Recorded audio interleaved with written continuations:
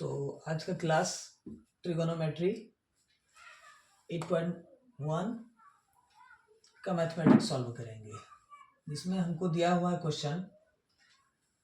1 number का question है, त्रिभुज एबीसी में जिसका कोण बी समकोण है, ए बी बराबर 24 सेंटीमीटर और बी सी बराबर 7 सेंटीमीटर। दो भुजाएं दी हुई है, ए बी बराबर 24 सेंटीमीटर और बी सी बराबर 7 सेंटीमीटर। निम्नलिखित का मान ज्ञात कीजिए। तो निम्नलिखित में दिया क्या है, साइन ए और कोस ए। ए मतलब थीटा, मतलब ए पर फोकस करते हुए थीटा होना चाहिए, ठीक। कोण ए पर फोकस करते हुए थीटा का मान होना चाहिए वैल्यू। उसके बाद फिर नंबर 2 में दिया हुआ है साइन सी कोस सी। इस बार थीटा का फोकस सी पर होते हुए होना चाहिए, ठीक। तो आंसर में है, पहले जो दिया हुआ है मेरे इसमें जो दिया हुआ है,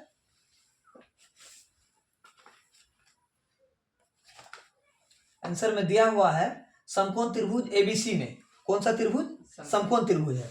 इस तरह का मतलब होता है ये समकोण त्रिभुज है। समकोण त्रिभुज का हम थोड़ा सा ये इंडिकेशन कर देते हैं, जिसमें कोण बी बराबर, कोण बी समकोण है। कोण बी क्या है? समकोण है। इस तरह का फोकस आना समकोण का सिंबल होता है। और ए बी बराबर 24 सेंटीमीटर ऊपर में दिया हुआ है और बी सी बराबर 7 सेंटीमीटर दिया हुआ है। ए सी बराबर ज्ञात करना। ए सी हमारा क्या है बच्चों? ज्ञात करना कर्ण है। ए सी क्या है? कर्ण है। ए बी लंब है और बी सी आधार है। समकोण त्रिभुज में ए बी लंब है और बी सी आधार है, तो ए सी क्या है? कर्ण है। त्रिभुज की 3 भुजाएं होती है। समकोण त्रिभुज की 3 भुजाओं में से लंब दिया हुआ है, आधार दिया हुआ है और कर्ण ज्ञात करना है। तो कर्ण ज्ञात करने के लिए हम कौन सा थ्योरी से चलेंगे? कर्ण ज्ञात करने के लिए हमको पाइथागोरस प्रमेय का हेल्प लेना होगा।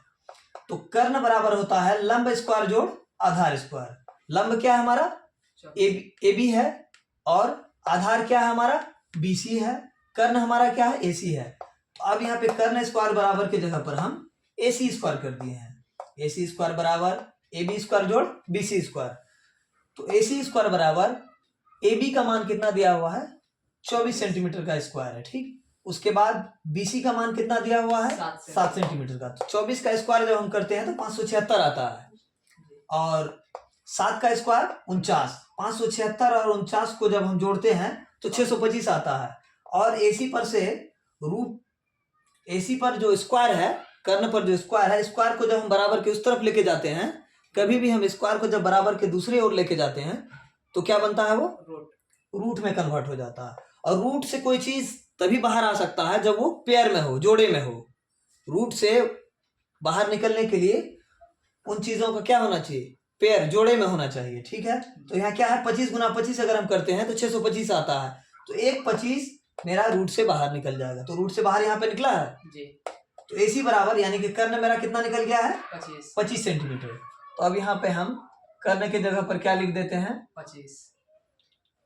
25 सेंटीमीटर, ठीक। अब मेरा त्रिभुज क्या हो गया? कंप्लीट हो गया, त्रिभुज पूरा हो गया। जब त्रिभुज पूरा हो गया तो अब इन दोनों का मान हम ज्ञात कर सकते हैं। पहला क्या है? साइन ए और कोस ए।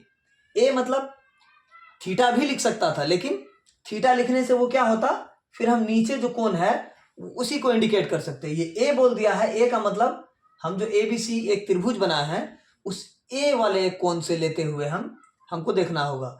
समकोण त्रिभुज को छोड़कर बाकी जो 2 कोण है वो दोनों कोण थीटा कोण हो सकता है। वो दोनों कोण क्या हो सकता है? थीटा कोण। तो थीटा कोण मेरा कभी ऊपर है कभी नीचे है, लेकिन ऐसे अगर नॉर्मली हम बनाते हैं मैथ तो मेरा नीचे ही होता है जब डायरेक्ट थीटा लिखते हैं। तो यहाँ पे इसने क्या लिखा है? साइन ए।